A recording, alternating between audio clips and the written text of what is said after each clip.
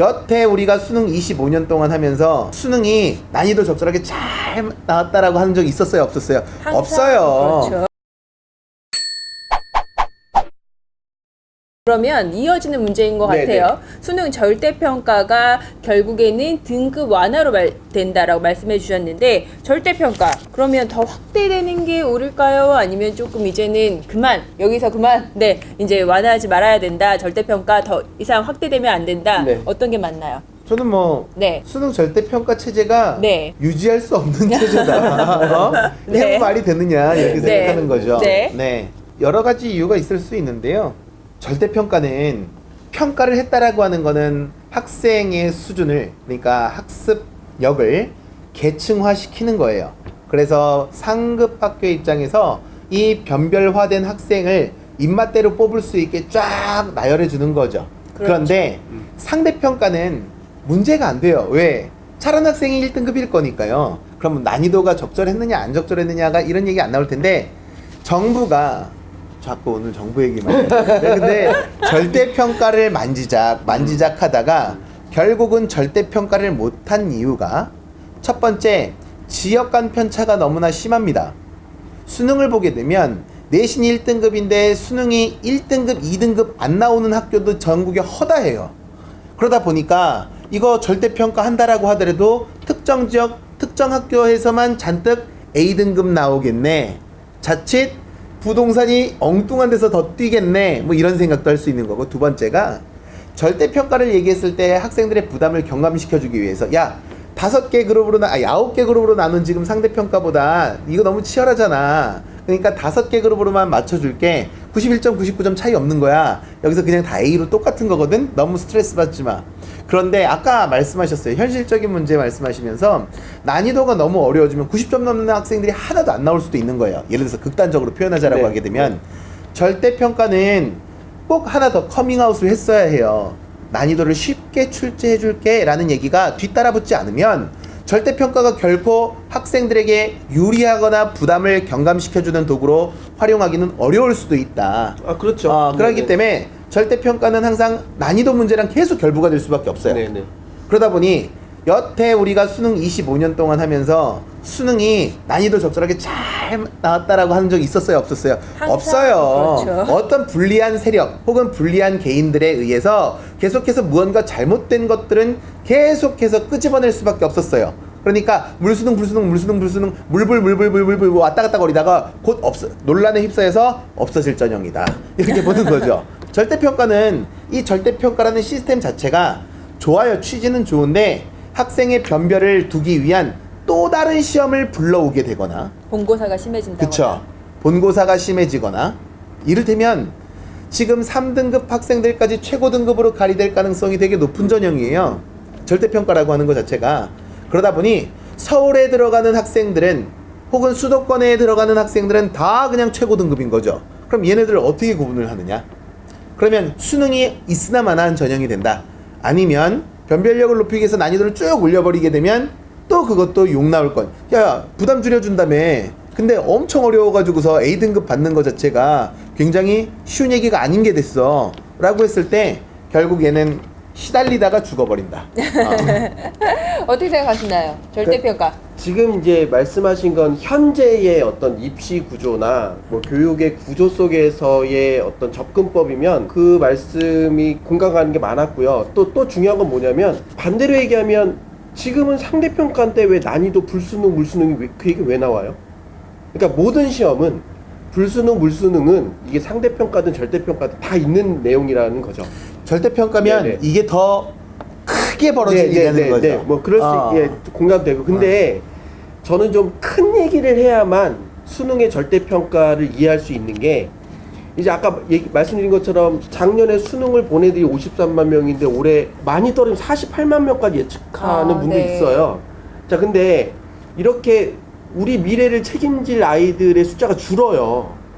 그럼 그 아이들이 계속 줄 세우기 때문에 뭔가 패배감을 안고 있는 밑에 있는 50%? 이 아이들은 사실 굉장히 뭐 열등감을 안고 고등학교 생활을 해야 할 뿐만 아니라 지금 많은 분들은 뭐 왜 수학에서 이게 난이도가 쉬워지고 있네 이런 얘기를 하지만 교육 현장에 계신 분들은 애들이 잔다.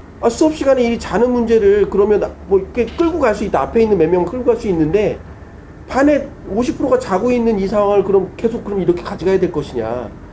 이 나머지 50%가 참여할 수 있는 교육으로 우리 학교 교육이 바뀌어야 된다는 얘기를 하고 있잖아요. 그러니까 결국 적은 아이들이 우리 미래를 책임져야 된다면 이 모두가 열등감이 아닌 뭔가 이게 자신감을 갖고 있는 아이들을 키워야 되고, 그러기 위해서는 줄 세우는 교육이 아니라 각자가 어떤 기준을 넘어갔을 때 칭찬받는 교육으로 바뀌어가야 된다. 이런 큰 패러다임이 국가에서 이게 정해준 어떤 방향성, 아니면 우리나라뿐만 아니라 전 세계가 지향하는 방향성이라면 수능도 약간 그런 프레임으로 좀 변화돼야 되지 않을까? 그러니까 그래서 뭐 교육의 민주화 뭐 다 좋은데 예를 들면 모든 아이들이 1등급 받는 걸 상상하면 좋죠. 그런데 사실 시험을 갖고 있는 절대평가도 성취 기준이라는 게 있잖아요. 이 아이가 절대적으로 우수한 아이다, 혹은 우수한 아이다, 보통 정도 수준이다, 아니면 좀 그 어떤 수준에 못 미달했다, 그런 어떤 성취 수준이라고 하는 레벨을 정해놓고, 물론 거기서 최상위 레벨 가려면 정말 열심히 해야겠죠.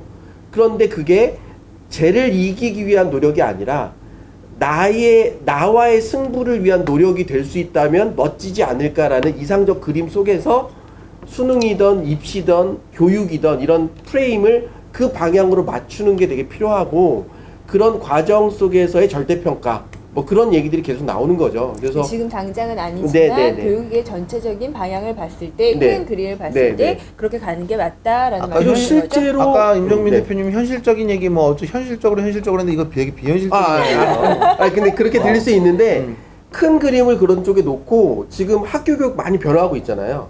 그러니까 그 변화의 속도에 맞춰서 수능도 지금 변화해 가야 된다는 취지에서는 절대평가가 여러 가지 문제가 있을 수 있지만 의지적으로 끌고 나가야 되는 부분이고, 그래서 지금 고1부터는 제2외국어도 절대평가로 바뀌잖아요. 그런 식의 어떤 변화들이 계속 나와야만 지금 정부 교육부에서 하고자 하는 그런 어떤 참여 중심의 역량 중심의 교육이 제대로 이행될 수 있지 않을까? 뭐 그런 생각을 하는 거죠. 네. 대안도 마련을 해줘야 돼요. 네네. 그러니까 네. 이런 얘기 그림 같은 얘기들만 할 것이 아니라 학생이 그러면 일단은 정형화된 네네. 지금 수능이 가지고 있는 뭐 단점일 수도 있고 장점일 수도 있는 게 정량화된 데이터예요. 개량화된 데이터 네네네네. 방식이죠. 그런데 이 개량화된 데이터 방식 때문에 대학들은 굉장히 용이하게 학생들을 선발할 수 있었고, 네네네. 그리고 선발한 결과에 대해서 어쨌든 가급적이라도 점수 높은 학생들을 선발하기 때문에 논란도 없어요. 네네. 비교적. 그러니까 어디서 논란이 생기느냐, 잘 출제된 내용이 오류가 없었냐, 여기서 논란이 될 수 있지만 선발한 그 결과를 가지고서 논란을 하지는 않죠. 네네네. 그런데 대학들이 봤을 때 등급이 다 똑같아요. 그럼 어떻게 뽑아야 될 것이며, 네네. 아까 학교에서 뭐 수능 뭐 앞에 몇 명만 끌고 가니까 너 다 잔다, 이게 뭐 내신 중심에서 내신으로만 학생들을 선발하게 되면 이 논란이 없어질 거냐? 학교에서 내신 대비할 때도 다 자요 어차피. 아니요. 지금 학교 많이 바뀌었어요. 그러니까 애들이 참여 중심의 수업이 되다 보니까 그룹을 지어서 토론하고 어떤 문제에 대해서 문제 해결 방안을 토론해서 내서 발표하고 이런 수업이 되다 보니까 선생님이 일방적으로 끌고 나가는 수업보다는 훨씬 더 학급 분위기가 많이 좋아졌다는 평이 많고요. 그리고 이제 말씀하신 것처럼 현실의 프레임 속에선 이게 쉬운 일이 아니잖아요. 그래서 아마 내일 모레 이번 주 수요일 날 김진경 국가교육회의 의장이 지금 킨텍스에서 무슨 뭐 글로벌 뭐 교육 포럼인가가 있는데 그때 발표하신대요. 그러면서 수능의 자격고사화를 2028학년도 입시에 도입할 예정이다라고 발표할 것으로 지금 이제 언론에 많이 흘리셨거든요. 고교학점제 시기랑 조금 얼추. 근데 거기랑 맞춘 거고요. 네. 핵심은 뭐냐면 고등학교 1학년 아이들이 지금 공통교육과정이잖아요. 국어, 수학, 영어, 공통사회, 공통과학. 네. 요 공통교육과정을 중3으로 내리고 중3 졸업해서 수능을 보자.